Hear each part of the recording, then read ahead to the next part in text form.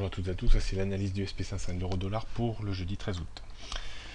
Le SP500 reste toujours dans ses bornes au sens large entre 2030 et 2125 points et quasiment au sens plus strict entre 2110 et 2060-50 points.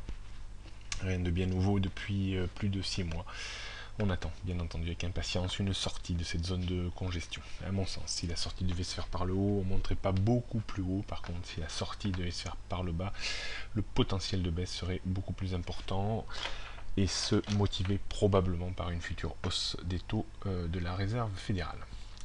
Donc 2115-2125, c'est toujours la zone de résistance. 2060, 2050, 2035, la zone de support, toujours en neutralité entre ces deux zones. Du côté de l'euro-dollar, on s'est extrait hier, à la faveur de l'intervention de la Banque centrale chinoise, de la résistance horizontale dans laquelle on évoluait depuis mi-juillet entre 1,0820 et 1,1120.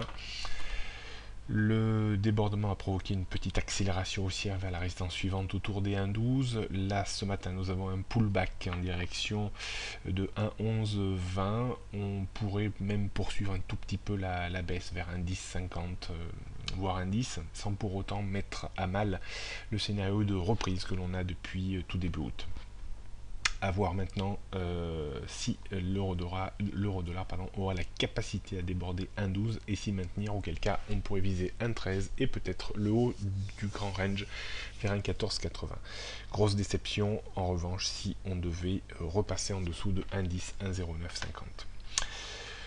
Donc 1,12 grosse résistance avant 1,13, 1,1480, 1,10, 1,0950 avant 1,0820, toujours en tendance baissière à long terme. Bonne journée à toutes et à tous.